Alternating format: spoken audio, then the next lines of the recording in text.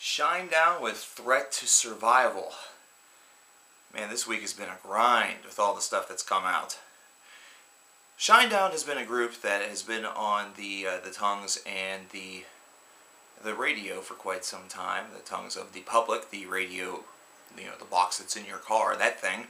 And they have had many successful singles and thus far have had a fairly nice career considering they are only now 5 albums into it. Now their last disc, which dropped a couple years ago, was a bit of a disappointment to some, and for me, considering I'm only kind of a little bit of a Shinedown fan, it was sort of disappointing considering the first 3 were very diverse, had a lot to offer, and just seemed to really take that idea of what radio alternative was all about in the 2000s and gave it something a little bit more unique. There was a great voice that was behind this project, and then the last disc just kind of showed that he still had a great voice, but the songwriting just wasn't nearly as tight, and it was sort of reflected in the fact that most people still pervert the elements of their past by comparison to that.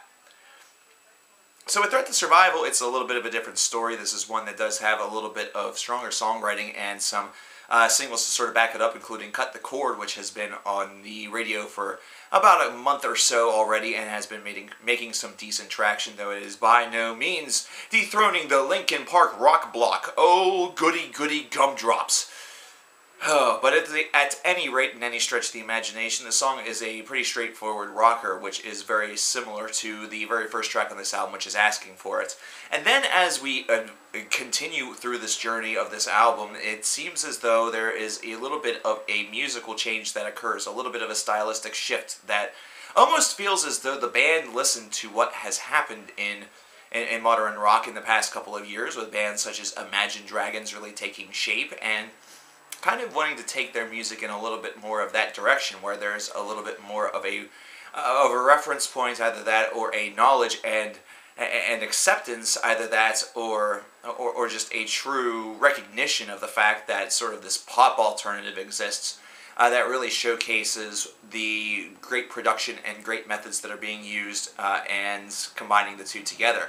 You hear that a little bit more with State of My Head and Outcast before you move even further down into this disc. Overall, the album itself does not have as much to offer as, say, The Sound of Madness or Us Versus Them, but it does go about things in a bit of a more unique way than the last album, which sounded just bar none conventional and kind of ended up being a huge disappointment. This album flows a little bit more nicely because it does have a little bit of variety that's interlaced and interwoven within there, and it certainly gives it a little bit more strength than it otherwise would possess. The real negative fixture of this is the fact that this sound that they've adopted in this whole positive idealism is not exactly working to their strengths, which is just making good old-fashioned belters.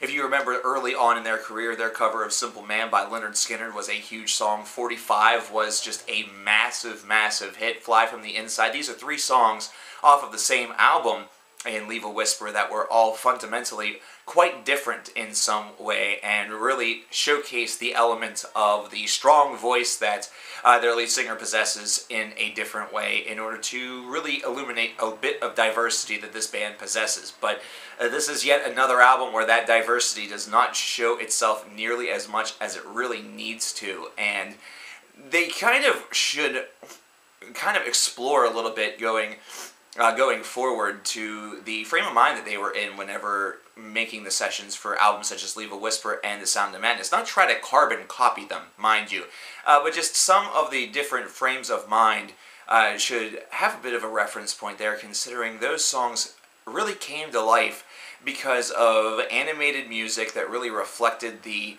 overall context of the lyrical content and the singing itself, and just something that made the album feel very much like an active affair. This one at times feels a bit static. It feels like it really maintains a little safe comfort zone and does not exit it as much as it really should. This is not necessarily a samey album by any stretch of the imagination because they do explore a couple of new things, but it's just one that does not feel like it goes far enough to really leave somebody very comfortable with where Shinedown is going to be kind of treading in the future.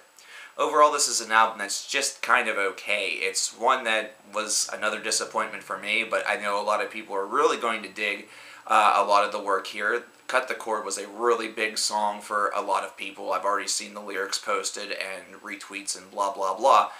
However, I think the overall body of work is going to be one that's going to really cater more toward the fan base. I don't know how many casual fans you're going to get out of this one, with the exception of those who came in because of the singles. This is a 76 out of 100. Overall, not a terrible thing. And Shinedown is still one of the better bands that you hear constantly on the radio, on alternative radio, that is. They still have that distinction, simply because, vocally speaking, man, what a range. Those pipes are glorious. I want to know what you guys think about Threat to Survival by Shinedown. Let me know in the comments below. And let me also know in the comments below which of the album reviews from this week that you have checked out already, because I'm going to list off some of them, and if you haven't checked them out, then I recommend that you do so.